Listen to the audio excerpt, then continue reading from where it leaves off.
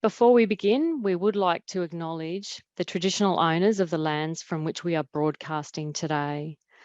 I am broadcasting from the land of the Widjabul Wyabul people of the Bundjalung Nation.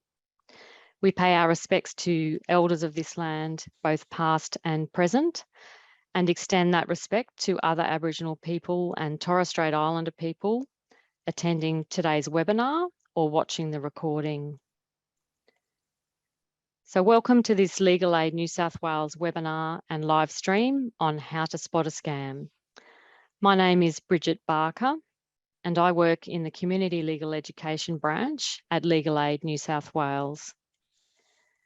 The session will be about an hour and a half in total, which includes time for questions and answers at the end. After the webinar, you will receive an evaluation survey and we really appreciate your feedback. You will also receive an email with a copy of the presentation today. I'd like to welcome our presenters for today, Finn Hipkin, Solicitor at Legal Aid, and Carleen McConnell, Project Officer, Community and Industry Engagement at Fair Trading New South Wales. Welcome, Finn and Carleen. Thank you. Thanks, Glad Bridget. to be here. Shall I introduce myself, Bridget? Yes, please introduce yourself and say something about your roles. That would be Sure. great. So my name's Finn. I'm a senior solicitor here at Legal Aid New South Wales. I'm in the consumer law team. So we help people with things like credit, debt, insurance, problems with goods and services, things like that. And my name is Carleen McConnell. I'm a project officer for Fair Trading in the Community and Industry Engagement team. And we do things like this. We go out and educate people about consumer rights and everything that fair trading regulates. And we're just starting to get back out into the community. So we're really enjoying it. Thank you. It's good being able to get back out into the community, isn't it, Carleen? Yes, definitely.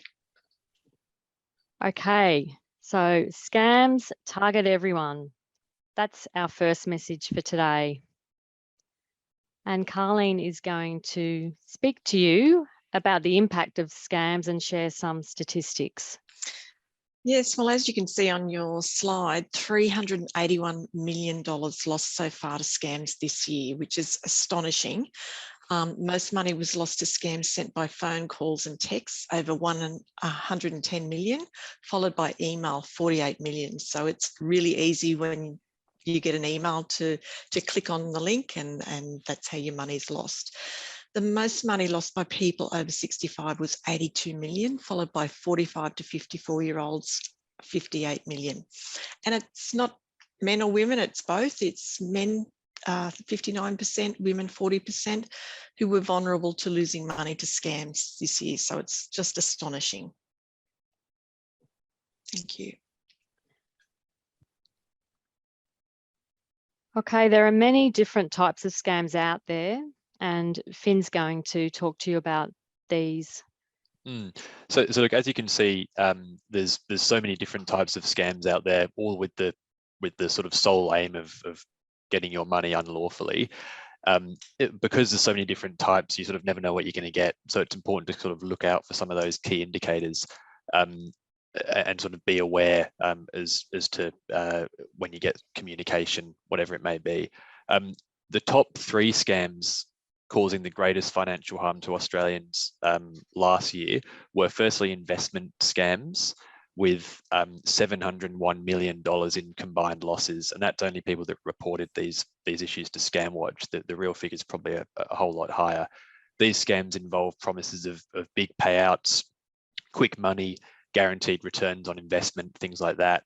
For example, cryptocurrency scams advertised on social media, unsolicited contact from people purporting to be stockbrokers or portfolio managers, investment seminars, things like that. The second most common or the most significant in terms of monetary loss are payment redirection scams or false billing scams, where Australians have lost around 227 million combined. That's where a scammer impersonates a small business, usually by email, and will request that an upcoming payment that might legitimately be owed be redirected to the scammer's bank account. And then the third most common, or the most significant in terms of monetary loss, are dating and romance scams, with 142 million in combined losses. That's where a scammer adopts a fake identity to gain a victim's affection and trust, and then uses the illusion of a romantic relationship to steal money from the victim. I assisted a client some time ago who'd been caught up in one of these dating and romance scams. He was an older person who'd been tricked online into transferring money over a period of time to a bank account in Southeast Asia. Over time, it was tens of thousands of dollars that he'd transferred, and was told that the money would be used to purchase flights for a person who was impersonating a romantic partner. Of course, by the time the client cottoned on to the fact that it was a scam, the money had gone, and it's very difficult in those circumstances to get the money back. So today we're going to be talking about some of the ways that you can spot scams and what you can do about them. Thanks, Bridget. Thank you. So how can you keep up to date with scams? There's an organisation called Scam Watch, and they have a big focus on consumer awareness and education. When it comes to scams, obviously preventing being a victim is better than trying to deal with it after you've become a victim. If people are educated about scams and are aware of them, they're less likely to fall victim to them. So Scam Watch has a radar alert, and you can subscribe to it. You may know about these already, but it's a Scam Watch email alert system where you can sign up and get monthly updates. There's also a little black book of scams, which is a great quick reference guide to scams. It's short, easy to read, and available in 10 languages online. Here's our second message for today. If it seems too good to be true, then it is. It's an old saying, but when you're dealing with uninvited contacts from people or businesses, whether it's over the phone, by mail, in person, or on social media or networking sites, always consider whether the approach might be a scam. So remember, if it's too good to be true, it probably is. Now we're going to take a look at some of the scams that are happening now.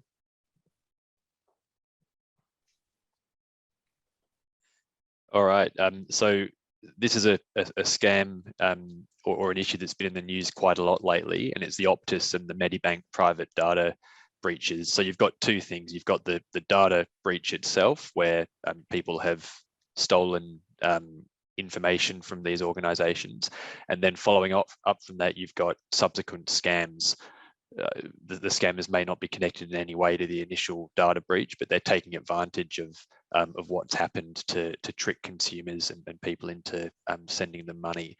I saw this morning there was news that the alleged Medibank scammers have threatened to release customer data on the dark web. It can be alarming to read this kind of thing, but there's certain things that you can do to better protect yourself. In terms of the information that's been compromised with these data breaches, it's things like names and addresses, dates of birth, phone numbers, email addresses, residential addresses, Medicare numbers, policy numbers, things like that. And then for the Optus breach, it's things like driver's licenses or passport numbers. If you get notified that your information has been released, you should be cautious and alert about potential scams. You may notice an increase in what we call phishing emails, where people or where scammers attempt to extract personal information from you through emails or phone calls. Scammers are taking advantage of the data breach to contact customers pretending to be Optus or Medibank, whether that be through a text message about issuing new SIM cards, emails threatening account closures, things like that. There's a really good fact sheet that the ACCC has released about how to avoid scams after these particular data breaches. So I'd encourage people to have a look at those if they like. A few things to be aware of: Optus is not contacting people about issuing new SIM cards. So if you get any messages to that effect, just delete them. Scammers are pretending to be hackers to make you give them money, delete any demands to pay money. Optus is not threatening email account closures if you do not update passwords or verify personal information. And Optus is not contacting people about their bills and asking you to update information that way. The best way to deal with this kind of unsolicited communication, if you're not sure that it's legitimate, is to go onto the internet and find the official phone number or contact details for Optus or Medicare or whoever, Medibank or whoever it may be, and to contact them yourself rather than responding to something that you're not sure about. If you think you're affected by the Medibank Private cyber incident, you can contact 13 23 31. There's another organisation that we'll talk a little bit more about later in the presentation that has a dedicated support page to assist Optus and Medibank Private customers, and that's ID Care. And we'll talk a little bit more about that later. They advise to be on the lookout for emails, phone calls, and text messages that purport to be from Medibank or Optus that request you click on a link. Always be careful about that. And as I said, instead of clicking on the link, you can just go back to the official website or contact details of the organisation and then make your own inquiries. If your information was exposed in the data breach, it's advised that you secure your bank accounts, tell the bank what's happened. They might get you to set limits on transactions or set up multi-factor authentication. I'm not sure, Bridget, if we want to wait for the new Auslan interpreter. There we go. Yeah. I'll just go back for the benefit there of the Auslan interpreter. If your information was exposed in the data breach, secure your bank accounts, tell the bank what's happened and see what they advise. They might ask you to set limits on transactions or set up what they call multi-factor authentication. Tell them what forms of ID was compromised so that they don't rely on them to identify you. And you can also stop people from taking out loans in your names by getting a credit ban with credit reporting agencies like Equifax and Elion. The way that works is that if someone tries to get credit in your name, the credit check will fail if you've implemented a credit ban. So these are all sort of suggestions and ideas, and obviously it would depend on your unique personal situation. But we'll move to the next slide. Thank you. Thanks, Finn. So Carlene's going to talk to us about investment scams. Yes. So as you can see, Australians lost $158 million to investment scams between January and May this year. This is an increase of 314% compared to the same period in 2021. So Australians lose more money to investment scams than any other scam, as Finn said earlier. You can see on the screen there's been a huge increase to money in investments this year. The majority of losses of 2022 involve crypto investments and investor bond scams. They can be hard to spot, but before you invest, seek independent legal advice or financial advice from a financial advisor who is registered with Australian Securities and Investment Commission or ASIC. And Carlene, any tips on how you can spot an investment scam? Yes, Bridget. The promise of low risk with high returns is always a big flag, a big red flag. You're contacted out of the blue and you don't recognise who this person is. There are high pressure tactics and you should never be pressured into giving away your money. It involves cryptocurrency investments or Bitcoin, someone you haven't met in person who offers you investment advice, the use of celebrity endorsements or images, someone who has convincingly promising promotional materials or websites. Check whether the prospectus is registered with ASIC, and you're asked to deposit funds into different accounts for each transaction. That's a huge red flag. Thanks very much, Carlene. Okay, so how can you protect yourself from scams? If you've only ever met someone online or you're not sure if the business is real, we suggest you do a bit more research. Things you can do include doing a Google image search on photos or search the internet for others who may have had dealings with this person. Do an internet search of the bank or company and call an officially listed number to check if they have contacted you. Don't open suspicious texts, pop-up windows, or click on links or attachments in emails. Delete them. Don't respond to phone calls about your computer asking for remote access. Hang up. Never provide anyone with your personal or banking information or grant remote access to your device. Be wary of unusual payment requests. If a message or email comes from a friend and it seems unusual or a bit out of character for them, I suggest you contact your friend directly to check that it was really them that sent it. Check the login activity for your accounts and sign out of unrecognised devices. Sorry, I'm just going to make sure that we can see the Auslan interpreter. We've just had a changeover.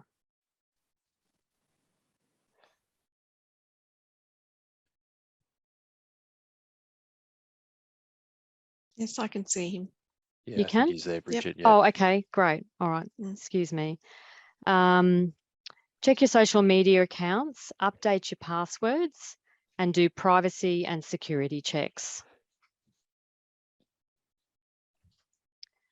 So as you can see, there are many types of scams out there, and Finn's going to speak to you about some other scams.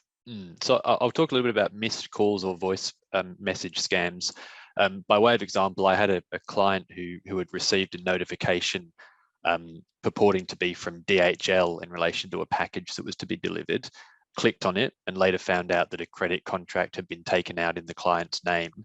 So she had to make an internal dispute resolution complaint with the credit provider to dispute that the client owed any money. And these kinds of scams are quite common, and they play on our emotions. And you know, when you get that DHL notification, not sure about you, but I'm always pretty excited if a package is arriving. So the scams will play on that emotion to try and get you to click on a link in a text message.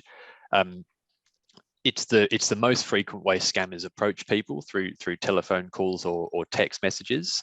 Since 2021, a lot of Australians have been getting scam text messages about missed calls or voicemails, along with a link to download some software that they refer to, or that's referred to as malware or malicious software. In some circumstances, if you do click on the link and if you do download this software, scammers can get access to your phone and to your passwords, and you know, when you then go to log into your online banking, they can get access to those details. So the message is to, if you are expecting a package, for example, and you get one of these messages, instead of clicking on the link, go back to the confirmation email you received when you first made the order if you're expecting something. The other scam that I've read a lot about lately are what they're referring to as hi mum, hi dad scams, where they'll send messages to people purporting to be from a person's son or daughter, asking that money be transferred. Again, these scams play on emotion, and it's important to sort of look out for these and be aware of some of the calling cards of scammers. Okay. So Flubot scams are everywhere as well. They sure are. So Flubot scams, pretty similar to those previous ones I mentioned, that they work by enticing you to click a link, claiming that you've got a voicemail to listen to or a parcel to track, as I mentioned earlier. Then you're invited to download and install software. Once installed, your device is infected with this malware that can read the contents of your phone, including your contacts list. Your contacts are then sent to a master list of Flubot text recipients that may receive similar scam texts down the line. You may receive a message from a family member or friend saying that they've received something like this, and that's how it happens. And these examples are all scams. None of them are legitimate. There are some telltale signs that are in these scam messages. So often the link doesn't appear to be at all related to what the message is supposed to be about. If you get a message from Amazon with a parcel tracking link, the link would ordinarily have Amazon's website domain name. There's often spelling mistakes. Sometimes there's just a series of random letters and numbers. There's the spelling mistakes that's quite frequent, and you should never really have to install software to be able to view or track a voicemail or delivery. So ask yourself, is this the way that I usually get voicemails? And if it's not, then perhaps it's a scam. So the message really is just if you receive something like this, sort of stop and have a think about it, and then step back and think, is it likely that this is a scam or not? How can I ensure that I don't compromise my data by clicking on these links and downloading this software? Thanks, Finn. So, Carleen, how do we protect ourselves? As Finn said, don't react. It's quite, we get excited when a lot of people live on their phones and get messages from family and friends. So before you click on the link, look at the message. If you don't recognise who it's from, don't click on the links, don't download the files. Don't respond to pop-up messages or calls about problems with your computer, because it's likely that it's a scam. Do slow down and reread the message before you click on anything. Ask questions, dig a little deeper. If it's, as Finn said, if it's from, mum and dad, ring your daughter or your son and just say, did you send me an email asking me for money? Those sorts of things. Make decisions in your own time. As I said, you should not be pressured into giving away money at any time. So read it, make decisions in your own time, seek legal advice if you need to. Thanks, Carleen. Okay, avoiding scams. We're going to have a look at 3 main steps that you can take to protect yourself from becoming a victim of a scam.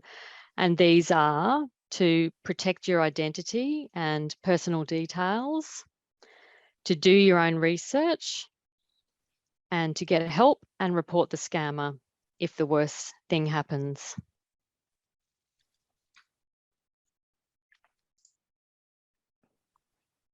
Okay, so we're going to talk a bit about protecting your identity and personal details.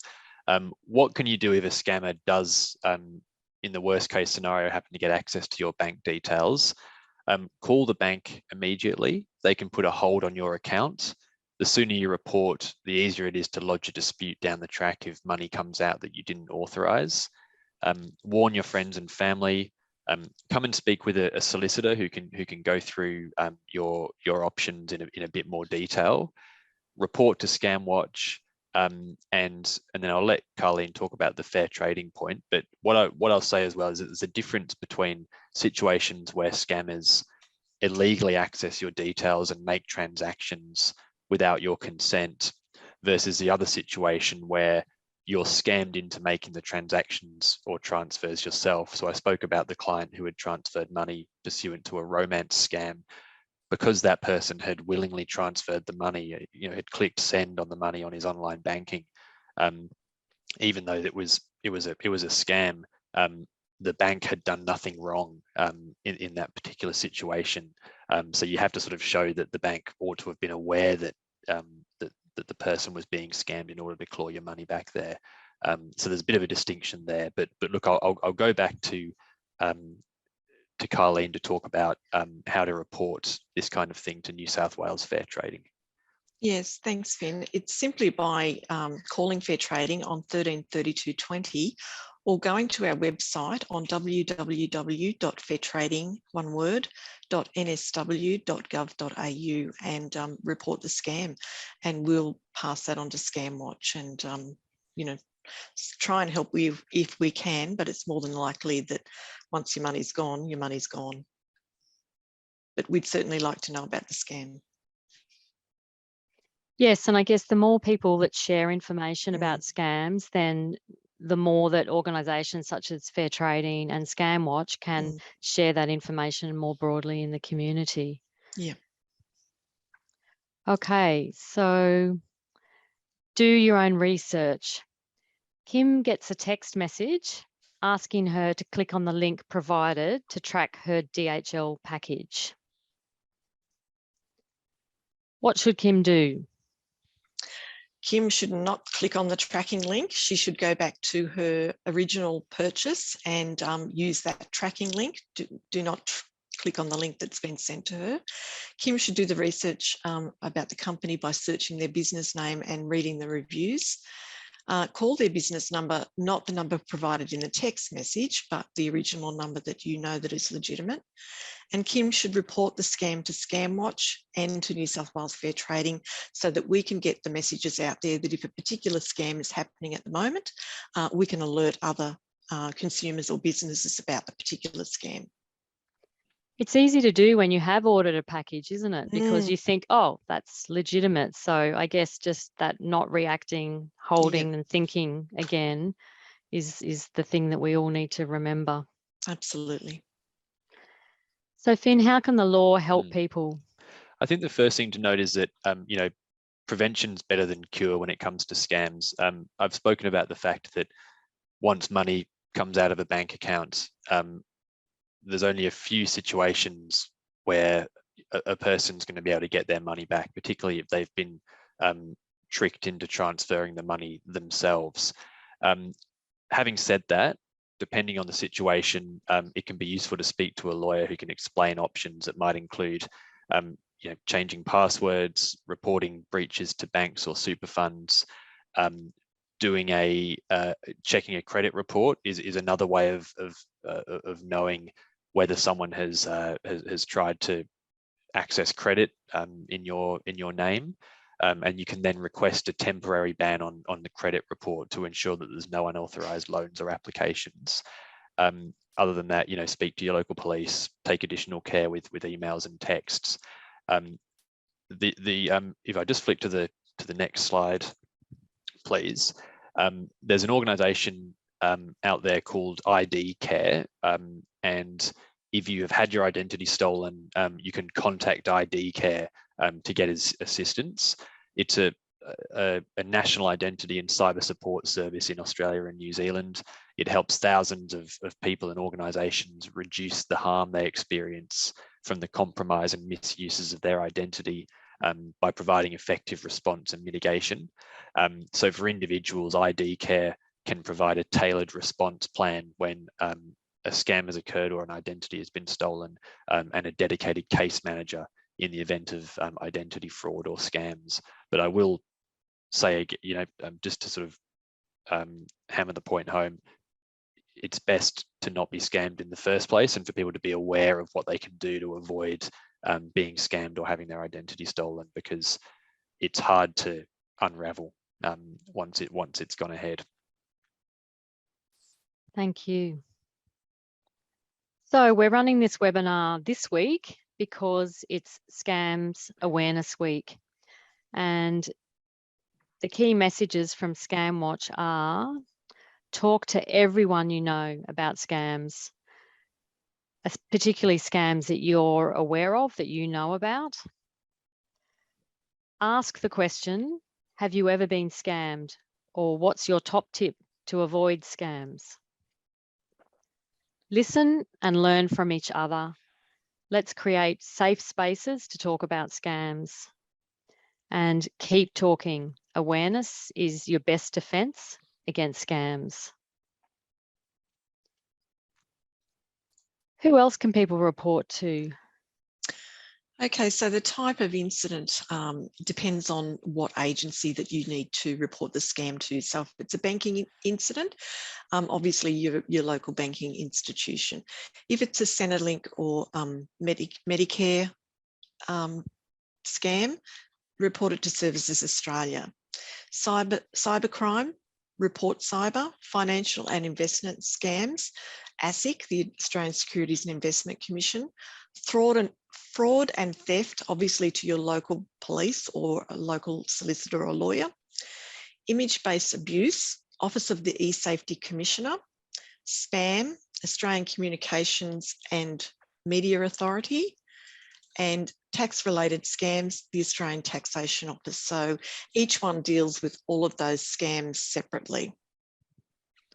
Thanks, Carleen. So lots of information there, and we will share that information with people who've registered afterwards by email.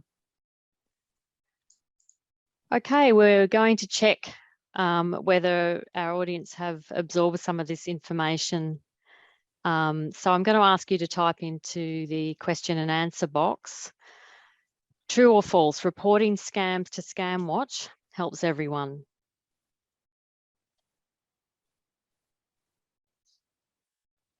True. Yes, thank you. People have been listening. That's great. So second question is true or false, New South Wales fair trading can help if you are scammed by a business operating in New South Wales. Getting lots of trues through. That's great. Thank you. Okay. True or false, you can get legal advice if you are a victim of fraud. Yes, that's true. So we would encourage people to come forward if you would need to get some legal advice. Okay, true or false? If it is too good to be true, it probably is.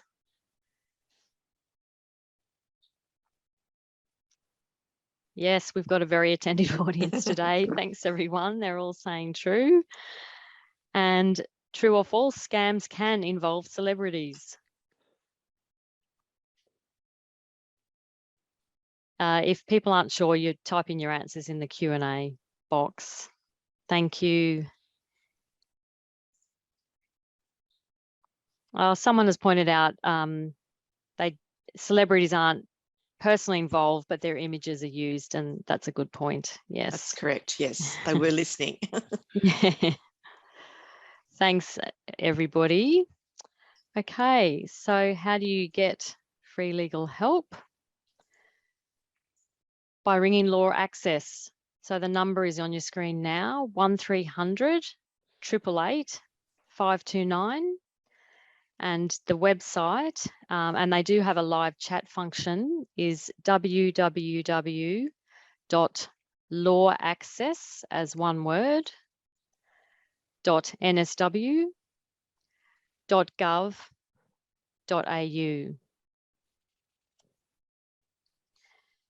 And there are some other contacts for people. We've shared the information about these before, but New South Wales Fair Trading, as Carleen has told us, has the number 13 32 20. You can call ScamWatch on 1300 795 995. You can report to the New South Wales Police on 131 444. And if you need to contact ID Care that Finn spoke to you about, it's 1800 595 160. And then the E-Safety Commissioner, and I'm sorry, we haven't included the contact details for them, but we can provide that when we share the presentation with you by email. And then there is the Do Not Call register, and there's a website there, which is www.donotcall, as one word, .gov.au. Can I just mention there, Bridget, that even though you register with Do Not Call, you can still be called by charities, but the other scam people won't be able to contact you. Thanks, Carleen. I wondered about that myself, actually. They haven't excluded charities because obviously that's the only way they can get their money, charities. Okay, and yeah, I guess that's understandable, isn't it? So thanks everybody for listening today, and we'd like to take questions now, and I know that some people have put questions in, and I'll run through those in a minute. But Finn, we did have a question prior to the webinar about protecting your passwords. Did you have any suggestions about ways people can do that? There's some really good resources online about how to come up with good passwords, good, strong passwords. A lot of the time when you make a password, there's even a little bar that sort of shows how strong the password is. But in the absence of that, you can look for some good fact sheets online. When you're looking for fact sheets, look for ones issued by government agencies that talk about that. I don't have much advice in terms of storing passwords, only to say that it's important to keep passwords secure, perhaps not all in one place, perhaps not electronically in one place, because they'd be most vulnerable to being compromised. I've noticed that different browsers can automatically store passwords for you as well. I don't have any information to give people about whether that's a good idea or not, but that is one way to store them. And I think there are different apps that you can get to store passwords. Okay, so I'll just start running through some of the questions. Maria has said, I've accidentally given hackers access to my computer. So they have access to all my documents, bank details. I immediately notified and blocked my accounts. I don't know if we're going to be able to answer this or not, but what can I do to make sure they can no longer access my computer? It may, I mean, look, we obviously can't in this forum give specific advice to, because the response will sort of depend on a number of things. But I think some of the things we spoke about today might be useful. We gave the contact details of ID Care. They're an organisation that can help people when information's compromised, and that may extend to helping with IT related issues like that. Just generally, some of the other useful things to do would be to change passwords on bank accounts, and to contact a bank or contact your bank to ensure that see what they suggest in terms of sort of phone apps and online access and things like that. I also spoke a little bit before about contacting credit reporting agencies to make sure that people aren't applying for credit that you don't know about. Whether that's appropriate in your case, I'm not sure, but hopefully that's some good general guidance, at least for now. Yeah, and I would have thought another thing maybe in terms of the computer, to go into a computer store people who work with computers and ask them if there's a way they can check or assist you to remove any malware that may have been downloaded onto the computer. That's just a practical suggestion. That was going to be my suggestion too. Yeah. So thank you for that question. We've had someone, Marianne has shared with us that she recently gave remote access to her laptop to the company she bought it from due to a problem. She assumes this was legit. Would that be correct? Well, if it was the company that you purchased from, I would assume that it was legitimate, as long as you felt confident. If you contacted them, but I think I would always be careful if it was them contacting you. You might want to independently verify before you give remote access if you've been contacted, because it's hard to identify over the phone whether it is the actual business that you purchased from. Finn and Carleen, did you have anything else to add? I would agree with you, Bridget. I would be saying I can't talk to you now, but if I can take your name and number and then ring the company itself and say, do you have a John Smith working for you? I've just been contacted by him, and just ask if he's legitimately working for them. Thank you, Dan. One of our attendees has shared some information. There's an article, or it's on a website called digitalcitizenship.nsw.edu.au. What makes a good password? Dan has shared that in the Q&A, people, so you might want to have a look at or Google for that article. And most passwords these days, they will ask you to have more than 8 digits, uppercase and lowercase, and a symbol and a number. So that's what most of them will be asking for these days. And I guess as long as you don't, which sometimes I do, use the same password across a number of different places, probably should have different passwords for everything. Rashmi says, thank you for the information. How long should I protect my credit history through Equifax? Did you have any thoughts about that, Finn? It would differ from person to person, I think. I would be, if I was interested in doing a credit check or something like that, I would you can contact one or all of these organizations to do a credit check, and they'd probably be able to give you information about how long they keep records for and the like, but it would differ depending on a person's individual circumstances, I would think. Yeah, I guess probably best to talk that through with Equifax. I think so. Someone's just asked how we can get our hands on some of those little black books. I'm sorry I didn't provide that information, but we'll provide that information to you in an email so that we can let you know. Oh, it's online as a PDF. I just just Googled it. Oh, great. Yeah, it's quite a good resource. Thank you. We've just had a changeover of interpreters. Thank you. I'll just make sure that everybody can see our interpreter. Yeah. Okay. Raymond says, my former co-worker used to share a work computer with me and she claims to know my user ID. Can my user ID be stolen by her for a fraudulent act? That's unusual.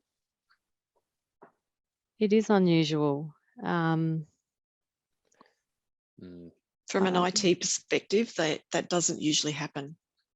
No, normally each individual worker in a workplace would have their own login details. Raymond, it's probably something you should really talk to your employer about. And if then a former co-worker, then perhaps making sure that you update your user ID so that they can no longer access it would probably be the best advice that I could think of to give you. Absolutely.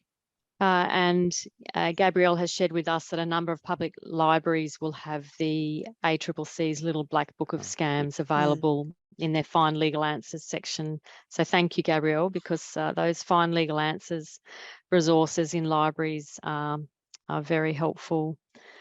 I'm just going to check whether we have any questions coming in from our Facebook live stream. They're all the questions that we've gotten so far through our Q&A. And I think the other thing I'll say as well is that I suppose the point of the presentation today isn't to make people concerned or worried. We all interact with technology all the time, and we receive phone calls unsolicited or otherwise all the time. So it's more about sort of being aware and going out and talking to friends about some of the sort of examples of scams as they come up, and to sort of know that there are things that you can do to sort of better protect yourself from scams. That's right. And I know my mother gets contacted all the time and she gets text messages all the time, but because I'm constantly talking to her about scams, she knows that they're just another scam, and she'll ring me and say, I think I've just got another scam being trying to contact me. And I said, well, you know the deal, Mum, hang up or don't click on the links. She knows what to do. Yes. So it's good to talk about it. It's good to talk about it. Nicola's just asked us to define spam. Off the top of my head, spam is where an organization or someone sends correspondence, whether it be an email or a text message or whatever it might be, on a sort of automated way. So it might go to 10,000 people at once, or it might go to the same person multiple times. I'm sure there's a more articulate definition online somewhere, but that's essentially what it is. And it may be that they're they may be saying that they're a bank member, or they might be from the Commonwealth Bank or the Westpac Bank, or it could be from the Australian Taxation Office, and they're asking for you to verify your password and things like that. No bank will ever contact you to verify a password. So don't be tricked into that. Yeah, so unsolicited messages sent over the internet, typically to a large number of users for the purpose of advertising, phishing, or spreading malware. Yeah. Not the tinned meat product.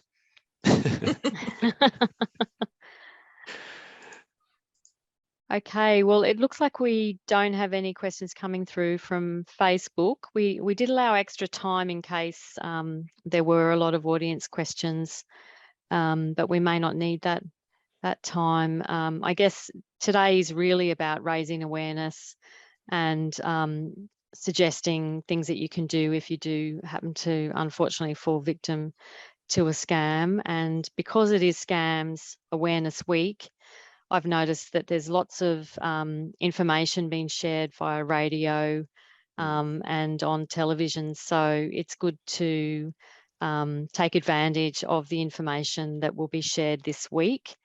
And as our audience has seen, the amount of money lost by Australians to scams every year is very significant.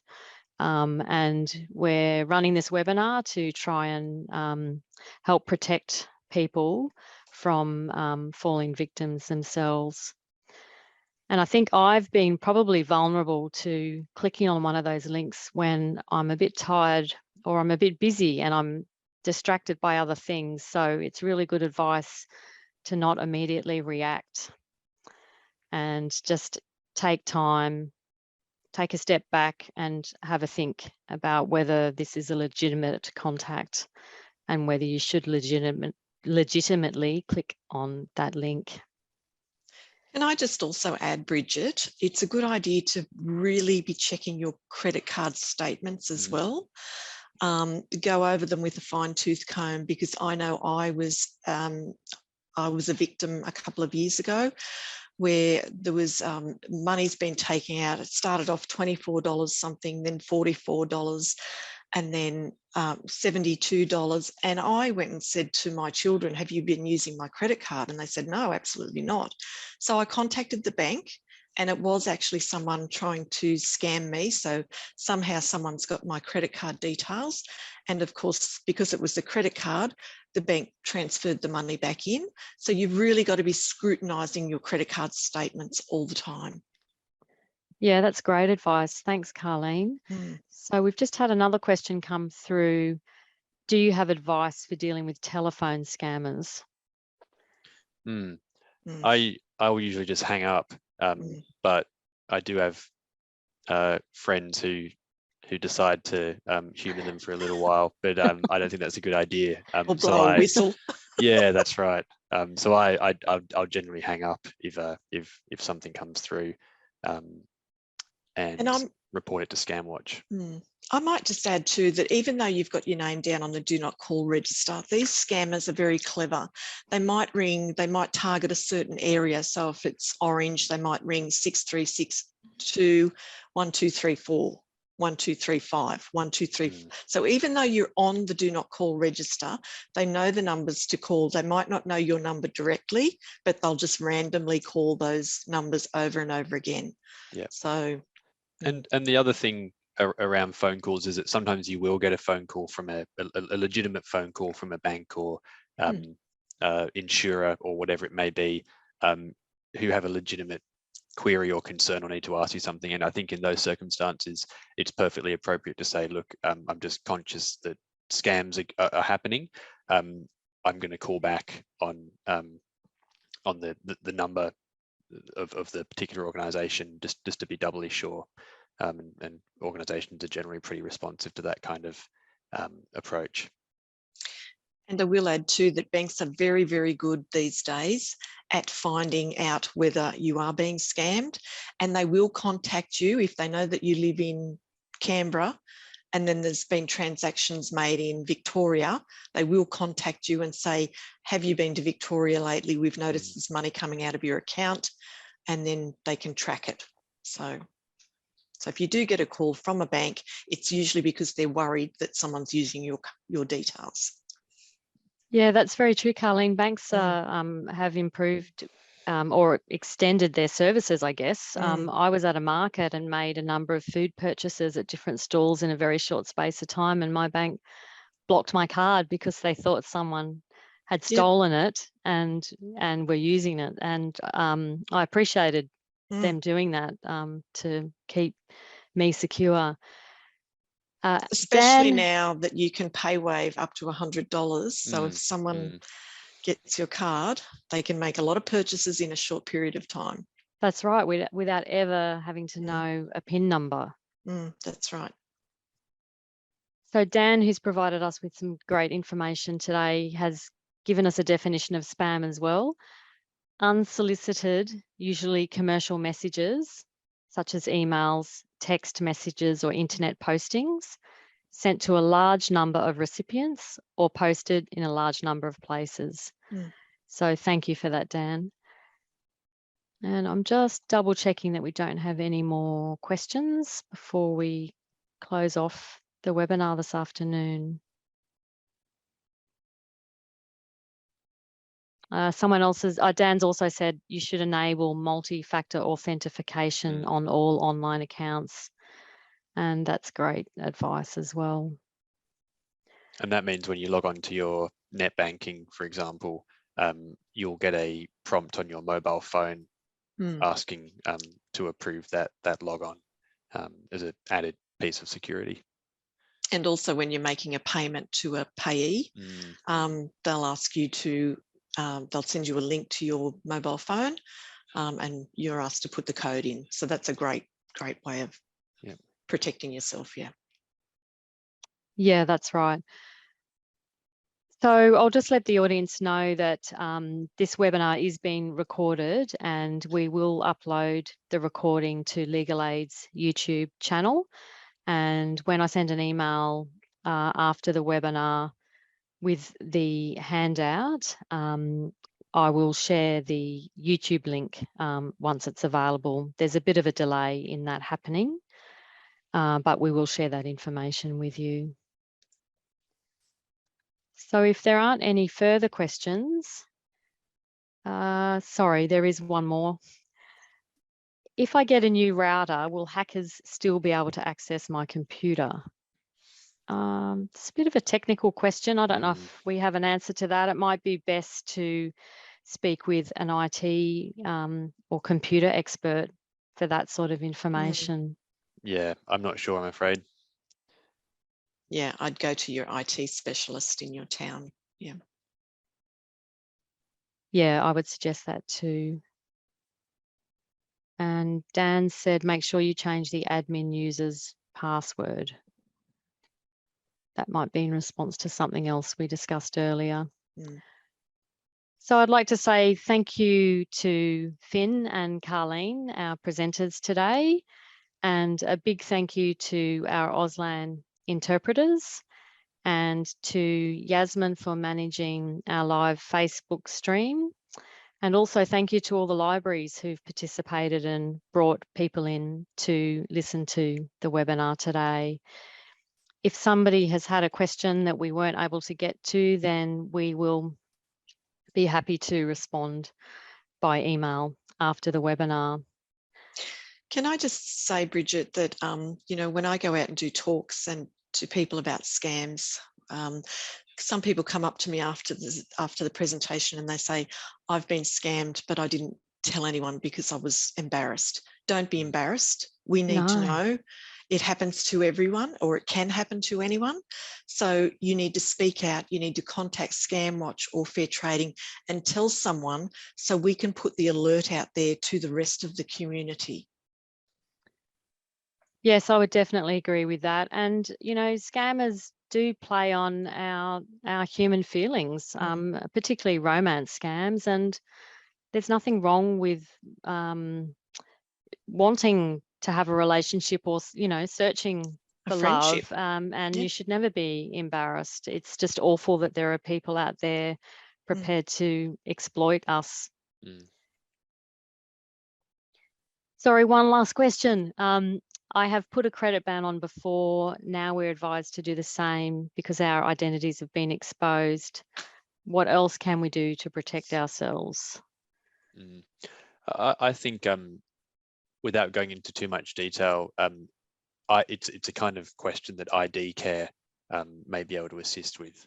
So if you have a look at the contact details that we provided earlier, they might be able to give a little bit more tailored advice to your situation.